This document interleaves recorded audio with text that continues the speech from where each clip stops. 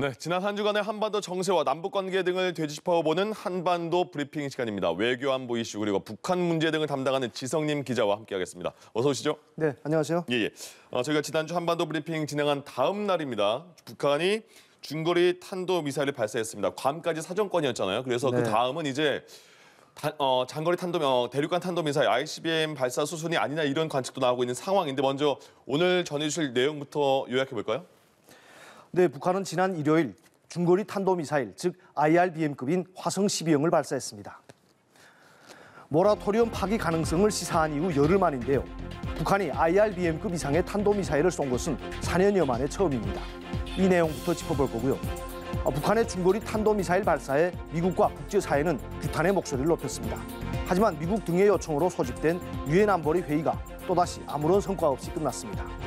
이 과정에 중국이 어떻게 제동을 걸었는지 얘기해볼까 합니다. 북한은 2017년 IRBM을 발사하고 나서 대륙간 탄도미사일, 즉 ICBM급 미사일을 연달아 쏘아 올렸는데요. 이번에도 그때처럼 다음 수순은 ICBM 발사가 아니냐는 우려 섞인 관측들이 나옵니다. 다만 모라토리엄 파기 시기를 두고는 전망이 엇갈리는데요. 2월에는 한반도 정세가 어떻게 전개될지, 북한이 어떤 선택을 할지 살펴볼까 합니다. 마지막으로 2월 16일은 김정은의 선친인 김정일 생일 80주년입니다. 북한은 이날을 성대하게 경축하겠다고 예고했었는데요. 현재 북한 내부 분위기, 특히 최근 들어 백두 혈통을 부쩍 부각하고 있는 그러한 모습도 조명해볼까 합니다.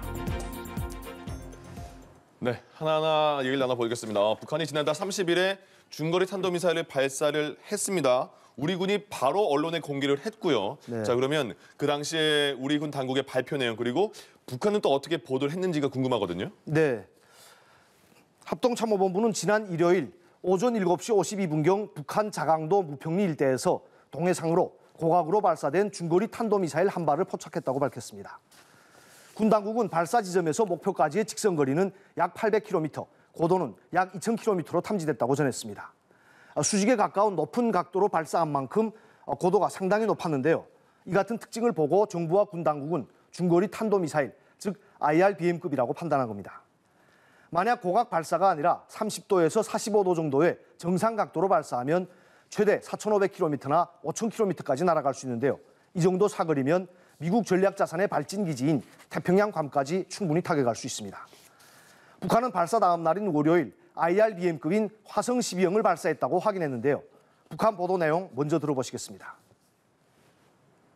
곰수 사격 시험은 생산 장비되고 있는 지상대 지상 중장거리 탄도미사일 화성 12형을 선택 검열하고 전반적인 이 무기 체계의 정확성을 검증하기 위한 데 목적을 두고 진행됐습니다. 국방과학원은 미사일 전투부위에 설치된 촬영기로 우주에서 찍은 지구 화상 자료를 공개했습니다. 네, 보신 것처럼 이미 대량 생산되고 있는 화성 12형 미사일 중에서 하나를 임의로 선택해 발사 시험을 했다는 얘기입니다. 한마디로 화성 12형 미사일의 실전 배치를 강조하면서 마음만 먹으면 언제든 쏠 수 있다는 것을 과시한 겁니다. 화성 12형까지 포함하면 북한은 지난달 한 달 동안 무려 7차례나 미사일을 발사했습니다. 월별 미사일 발사 횟수로는 김정은 집권 이후 최다를 기록했습니다. 네, 말씀하신 것처럼 올해 들어서 여러 차례 미사일을 북한이 발사했을 때 우리 정부의 대응은 이런 거였습니다. 표현이 우려, 유감 이 정도였는데 네. 이번에는 문재인 대통령도 규탄한다 이런 언급을 한 거잖아요. 그만큼 이번 미사일 발사는 좀 다르게 인식할 수밖에 없는 상황인 건가 보죠? 네, 우선 이번에는 문재인 대통령이 직접 국가안전보장회의 전체회의를 소집했습니다. 문 대통령의 NSC 전체회의 소집은 지난해 1월 미국 바이든 행정부 출범에 맞춰 회의를 주재한 이후 1년 만입니다. 그만큼 상황이 심각하다고 판단해 대통령이 직접 회의를 주재한 건데요. 문 대통령은 현재 상황이 2017년 중거리에서 장거리 탄도미사일 발사로 이어지면서 긴장이 고조되던 그때 시기와 비슷한 양상이라고 평가했습니다. 그러면서 한반도 비핵화와 평화 안정, 외교적 해결을 위한 국제사회의 노력에 대한 도전이자 유엔 안보리 결의에 위배되는 행위라고 북한을 비판했습니다. 도발이라는 표현까지 사용하진 않았지만 한반도 긴장 수위를 계속 끌어올리는 북한에 대해 비판 수위를 높인 겁니다. 특히 문 대통령은 중거리 탄도미사일 발사라면 북한이 모라토리엄 선언을 파기하는 근처까지 다가간 것으로 생각할 수 있다고 우려했습니다. 정부는 대통령이 주재한 전체 회의에 이어 NSC 상임위원회 회의를 추가로 열고 북한의 중거리 탄도미사일 발사를 규탄했습니다. 이어 북한이 모라토리엄을 유지하고 대화를 통한 외교적 해결의 길로 조속히 나올 것을 촉구했습니다. 올해 들어 7차례나 이어진 북한 미사일 발사에 정부가 규탄 입장을 밝힌 것은 이번이 처음입니다.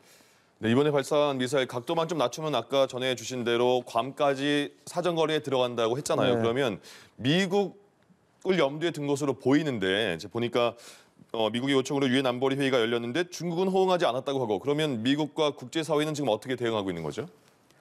네, 유엔 안전보장이사회는 뉴욕 현지 시간으로 4일 오후 북한의 중거리 탄도미사일 대응을 논의하기 위해 비공개 회의를 열었습니다. 북한의 연이은 탄도미사일 발사에 유엔 안보리는 올해 들어 지난달 10일과 20일에 이어 이번이 세 번째인데요. 이번에도 역시 빈손으로 끝났습니다. 중국이 또다시 북한 편을 들면서 유엔 안보리 차원의 공동 대응에 실패한 겁니다. 장진 유엔 주재 중국 대사는 안보리 회의 직전 기자들과 만나 미국이 새로운 돌파구를 찾기 원한다면 진정성을 보이는 것은 물론이고 더 매력적이고 실용적이며 유연한 접근을 보여줘야 한다며 오히려 미국 책임론을 주장했습니다. 중국은 2017년까지만 해도 북한 문제와 관련해 미국에 협조적이었지만 현재 미중 갈등이 격화되는 국면에서는 북한을 감싸고 미국에는 전혀 동조하지 않는 그런 모습을 보이고 있습니다. 중국의 제동으로 안보리 차원의 공동 대응이 실패하자 린다 토머스 그린필드 유엔 주재 미국 대사는 안보리 회의를 마친 뒤 영국, 프랑스, 일본 등 8개 나라 대사들과 함께 공동 성명을 발표했습니다. 이들은 북한의 중거리 탄도미사일 발사와 관련해 이번 불법 행위를 가장 강력한 용어로 규탄한다고 밝혔습니다.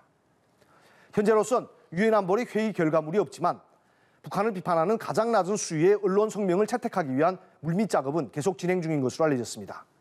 이와 관련해 토머스 그린필드 대사는 주 유엔 중국 대사가 언론 성명 초안을 베이징에 보냈다며 본국과 협의 중인 것으로 안다고 전했습니다. 하지만 중국 당국이 유엔 안보리 언론 성명에 찬성 입장을 밝힐지는 미지수입니다. 네. 중국과 러시아가 호응해주지 않으면 유엔 안보리 차원의 공동 대응은 불가능한 상황이 된 거잖아요. 네. 근데 지금 상황이 미국과 중국은 사이 계속 안 좋은 상황이고 우크라이나 사태 때문에 미국과 러시아 간도 좀 안 좋은 상황인데. 네, 맞습니다. 그래서 미국이 그럼 지금 한미일 공조를 좀 많이 적극적으로 하려고 하는 건가요? 네, 맞습니다. 중국과 러시아의 비협조적 태도 때문에 미국 조야에서도 유엔 안보리에서 북한의 핵과 탄도미사일 문제를 다루는 건 의미가 없다. 이러한 의견이 지배적인 것으로 알려졌습니다. 그래서 미국은 동맹 중심의 대응에 더 관심을 기울이는 모습인데요. 우선 미국과 호주, 일본의 정례연합 공중훈련인 콤노스 훈련과 관련해 북한을 언급한 것이 주목됩니다. 콤노스 훈련은 이달 2일부터 18일까지 미국령 괌 앤더슨 공군기지와 북태평양 마리아나 제도 일대에서 실시되고 있습니다. 훈련에는 2,500명 이상의 미 공군과 해병대, 약 1,000명의 일본 항공자위대와 호주 공군병력이 참여하고 130여 대의 항공기가 동원됩니다. 한국은 2020년에 이어 올해도 수송기와 병력을 파견해 인도 지원 부문 훈련에 참여합니다. 이번 훈련과 관련해 태평양 공군사령부 공보실은 미국의 소리 방송의 질문에 어떤 특정 국가를 전제한 훈련은 아니라면서도 북한을 비롯한 어떠한 잠재적인 적대국들도 군사행동을 하지 못하도록 만드는 통합된 연합체라고 대답했습니다. 연례적으로 실시되는 훈련에 대해 북한을 특정해 언급한 것은 이례적인 것으로 도발 수위를 계속 높이고 있는 북한에 경고 메시지를 보낸 것이라는 해석이 나옵니다. 한편 북한의 탄도미사일 발사에 대응한 한미일 공조도 더 강화되는 모습입니다. 이번 주에 북한의 중거리 탄도미사일 발사 대응을 논의하기 위한 미일 외교장관 간 그리고 한미 외교장관, 한일 외교장관 간 전화협의가 잇따라 이루어졌습니다. 특히 정의용 외교부 장관과 토니 블링컨 미 국무장관, 하야시 요시마사 일본 외무상은 오는 12일 하와이 호놀룰루에서 한미일 외교장관 회의를 개최할 예정입니다. 한미일 외교장관은 북한의 추가 도발을 억제하고 대화를 재개하기 위한 공조 방안을 집중적으로 논의할 전망입니다. 또 어제는 한미일 국방 고위 당국자들이 전화 통화로 북한에 잇따른 미사일 발사 한반도 정세에 대한 평가를 공유하고 대응책을 논의했습니다. 네. 자, 한미일 공조가 강화된다고 하더라도 북한이 자체적으로 세운 도발 시간표 이거는 크게 바뀔 것 같지 않은 상황인데 그러면 북한이 다음 단계 중거리 탄도미사일 다음 단계 대륙간 탄도미사일 발사 가능성 어떻게 볼 수 있을까요? 네, 미국과의 갈등이 최고조에 달했던 2017년 북한은 5월 중순에 IRBM급인 화성 12형을 시험 발사하고 그해 7월 초와 7월 말에 ICBM급인 화성 14형을 두 차례나 발사했습니다. 그리고 그해 8월 말과 9월 중순에 화성 12형을 거듭 발사하고 그리고 나서 11월 말에는 화성 14형보다 사거리가 더 긴 ICBM인 화성 15형을 발사했습니다. 이런 패턴이 반복된다면 북한이 이번에 화성 12형을 쐈으니 다음에는 ICBM급을 발사할 거라는 관측이 나올 만합니다. 다만 ICBM 발사는 모라토리엄 파기를 공식화하는 것이고 이른바 레드라인을 넘는 도발인 만큼 북한으로서도 신중할 수밖에 없습니다. 지난달 열린 노동당 정치국 회의에서 김정은 국무위원장이 해당 부문에서 모라토리엄 철회를 검토해보라고 지시했는데요. 그 검토가 끝나서 어떠한 결론이든 나와야 ICBM 발사를 재개할 것으로 보입니다. 북한이 모라토리엄 파기 가능성을 시사한 지 열흘 만에 중거리 탄도미사일 발사에 나선 것은 자신들이 빈말이 아니라 실제 행동에 나설 수 있다는 것을 미국에 보여주기 위한 목적으로 보입니다. 즉 미국의 다음 반응을 보고 ICBM 발사에 나설지 아니면 미국과 대화에 기대를 좀 더 걸어볼지 결정하려는 그런 속셈 같은데요. 그러려면 미국에 어느 정도 시간을 줘야 합니다. 따라서 당장 2월 중에 ICBM을 발사할지는 미지수입니다. 무엇보다 앞서 말씀드린 것처럼 중국이 유엔 무대에서 적극적으로 북한 편을 들고 있는데요. 이러한 우방의 체면을 고려한다면 최소한 베이징 동계올림픽이 열리는 이달에는 ICBM 발사를 자제하지 않겠냐는 관측도 나옵니다. 실제로 김정은 위원장은 베이징 올림픽 개막일에 맞춰 시진핑 중국 국가주석에게 축전을 보냈는데요. 그 내용부터 일단 들어보시죠. 존경하는 총석이 동지, 제24차 겨울철 올림픽 경기대회를 열렬히 축하합니다. 세계적인 보건 위기와 유례없이 오목한 환경 속에서도 베이징 겨울철 올림픽 경기대회가 성과적으로 개막되는 것은 사회주의 중국이 이룩한 또 하나의 커다란 승리입니다. 네, 코로나19 사태에도 베이징 올림픽을 성사시킨 것을 두고 승리라고 이렇게 표현했는데요. 이렇게까지 시주석을 지켜세우는 김 위원장이 중국이 야심차게 준비한 잔치상에 재를 뿌릴 가능성은 그렇게 크지 않아 보입니다. 이와 관련해 2월에는 김정일 생일 80주년인 16일 김일성 광장에서 열병식을 열고 ICBM 등 전략 무기를 대거 동원하는 정도에 그칠 수 있다는 전망이 나옵니다. 그리고 2월이 지나 3월부터 특히 한국의 대선 결과를 지켜보고 나서 모라토리엄 파기 카드를 다시 만지작거릴 것으로 보이는데요. 그때 가서 북한이 모라토리엄 파기, 즉 ICBM 발사를 재개한다면 3월이나 4월 중에 열릴 예정인 한미연합훈련을 구실로 삼을 가능성이 큽니다. 네, 마지막으로 북한 내부 분위기도 살펴보겠습니다. 말씀하신 대로 김정일 생일 80주년이 다가오고 그리고 얼마 전에 공개한 기록영화 보니까 김정은 위원장 백마 한 손으로 굉장히 빠르게 달리면서 타는 것도 공개가 됐잖아요. 백두혈통 강조하는 그런 모양새 같던데요? 네, 북한은 지난달 열린 노동당 정치국 회의에서 김정일 생일 80주년인 2월 16일과 김일성 생일 110주년인 4월 15일을 성대하게 경축할 것이라고 밝혔습니다. 북한 매체들은 벌써 김정일 국방위원장 출생지로 선전하는 백두산 밀령 르포 기사를 내보내는 등 분위기를 띄우는 모습입니다. 김정일 생일 기념 중앙사진 전람회가 3일 개막했고 또 김정일 생일을 전후로 해 열리곤 하는 백두산상 체육경기대회도 개막했습니다.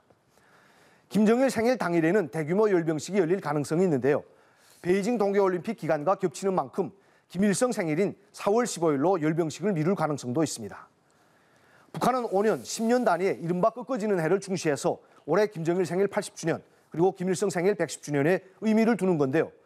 북한으로서는 이보다 더 중요한 기념일이 있습니다. 김정은 위원장은 2012년 4월 11일 노동당 수반에 추대됐고 이틀 후인 4월 13일에는 국가 최고 지도자에 추대됐습니다.